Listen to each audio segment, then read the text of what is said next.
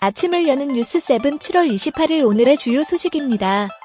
SK하이닉스가 올해 2분기 매출액 10조 3,217억 원, 영업이익 2조 6,946억 원, 순이익 1조 9,884억 원을 기록했습니다.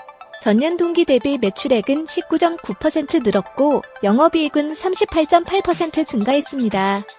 SK하이닉스는 올해 초부터 개선되기 시작한 메모리 시장 업황이 2분기에도 지속되면서 이 같은 호실적으로 이어졌다고 설명했습니다. 특히 PC, 그래픽, 컨슈머용 메모리 수요가 크게 늘었고 서버용 메모리 수요도 회복된 것이 실적 개선을 이끌었습니다. 또한 10나노급 2세대와 3세대 D램, 128단 난드 플래시 등 첨단 공정 제품 판매량이 증가하면서 원가 경쟁력도 올라갔습니다. SK하이닉스는 올 하반기 D램에선 기술 경쟁력을 유지하고 낸드 플래시에선 수익성을 높이는 데 집중할 계획입니다. 이마트는 스타벅스 커피 코리아 지분 17.5%를 미국 본사 스타벅스 커피 인터내셔널로부터 추가 인수한다고 27일 공시했습니다. 인수 금액은 4,742억 5,350만원, 취득 주식수는 70만 주로 기존 지분 50%를 포함해 지분율 67.5%로 최대 주주가 됐습니다. 나머지 지분 32.5%는 싱가포르 투자청이 장기 투자 관점에서 인수합니다. 신세계그룹 정용진 부회장은 1999년 이들 앞에 스타벅스 1호점을 연 뒤 지난해 12월 기준 국내 1,500개 매장을 운영하며 성장을 거듭해왔습니다. 금융당국의 핵심 추진 정책인 금융규제 샌드박스 중 안면인식 기술을 활용한 유사한 서비스가 다수 포함돼 있어 선정 기준을 강화해야 한다는 지적입니다. 27일 금융권에 따르면 최근 금융위가 샌드박스 시행 2년간 지정한 혁신 금융 서비스는 모두 153개였고 이 중 안면인식 기술을 적용한 것이 11개로 파악됐습니다.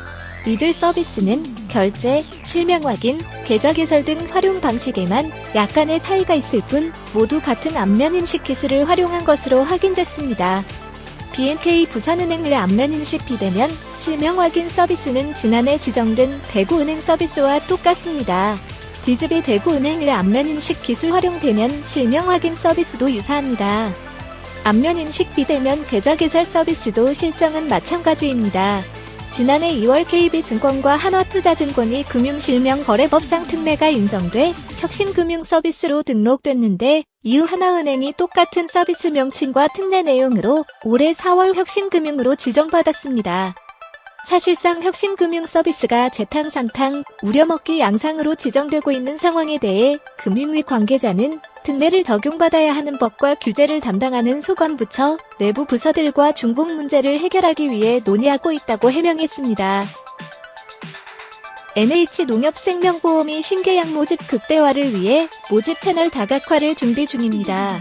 핵심 모집 채널인 지역, 농, 축협을 중심에 두고 법인보험 대리점, 텔레마케팅, 사이버 마케팅 채널을 확대해 균형 잡힌 성장을 이루겠다는 것이 핵심입니다. 27일 보험업계에 따르면 NH농협생명은 지난달 외부 전문 업체에 보험계약 모집 채널 효율성 모색을 골자로 하는 컨설팅을 의뢰했습니다. 농협생명이 전문업체에 컨설팅을 의뢰한 이유는 방카슈랑스 외 다른 모집 채널의 효율성을 높여 채널별 수익을 극대화하기 위해서입니다.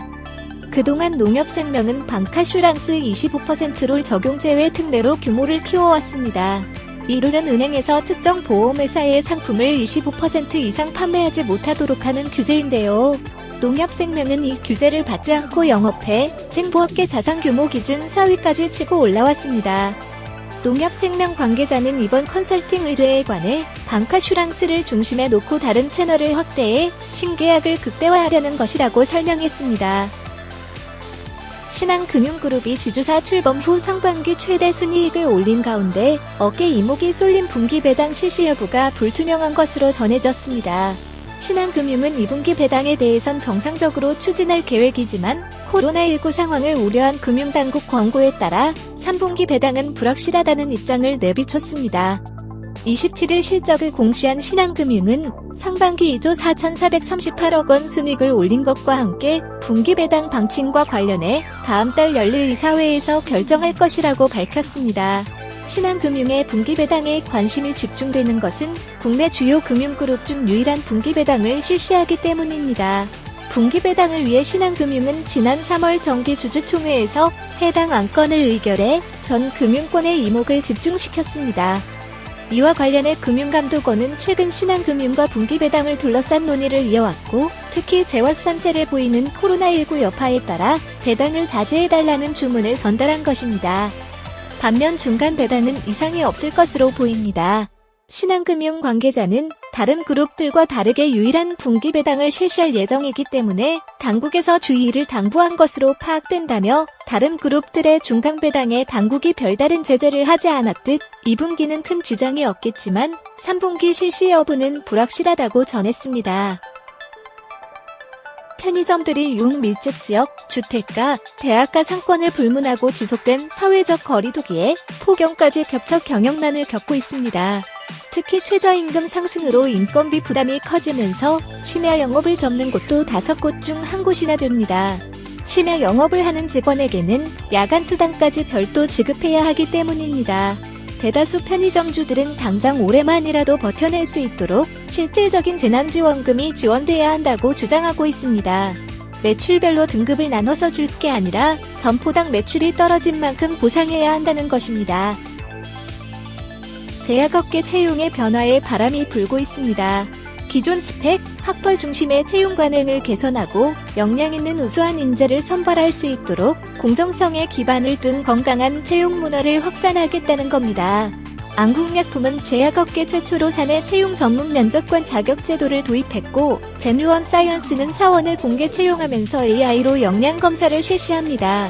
대원인이 DNA를 보유한 인재를 찾겠다는 모토를 내건 대원제약이 온라인으로 진행한 채용 설명회에는 구직자 150여 명이 참여하며 큰 관심을 보였습니다.